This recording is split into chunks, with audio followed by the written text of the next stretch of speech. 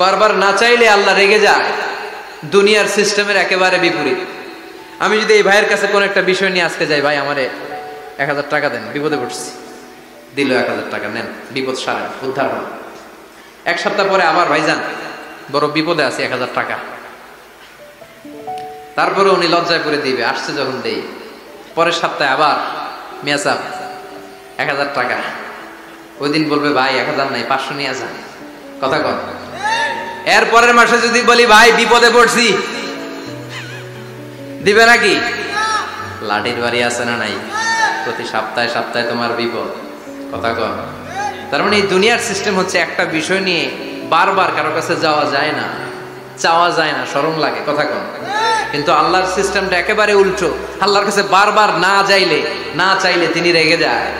তিরমিজির বর্ণনা, ইন্নাহু মান লাম ইয়াসআলিল্লাহ ইয়াগদাব আলাই, যে ব্যক্তি কোনো বিষয় নিয়ে বারবার আল্লাহর বিরক্ত করে না, তার উপর আল্লাহ রেগে যায়। আর বারবার চাইতে যে লোকটা আল্লাহরে বিরক্ত করতে চায়, তার উপর আল্লাহ খুশি হয়ে যায়।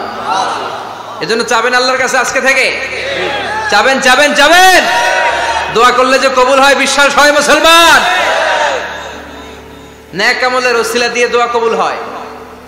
আপনার জীবনে যদি কোনো নেক আমল থেকে থাকে, যে নেক আমলগুলো আপনি আল্লাহর সন্তুষ্টির জন্য করেছেন, আমি আজকের মাহফিল আল্লাহর নামে একটা কসম কেটে বলে যাই, ওয়াল্লাহি আল্লাহর কসম করে আমি আপনাদের বলছি, আপনার জীবনের এমন কোন নেক আমল যদি থাকে, যে আমলটা শুধুমাত্র কেবলমাত্র আপনি আল্লাহকে খুশি করার জন্য করেছিলেন, ওই নেক আমলের ওসিলা দিয়ে দোয়া করতে দেরি হবে, দোয়া কবুল হতে দেরি হবে।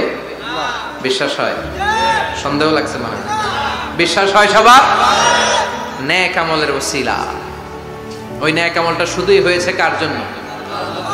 চোখের পানি ছাড়ছিলেন এক রাতে আল্লাহর ভয়ে, কাউরে দেখানোর জন্য না। ওই নেক আমল।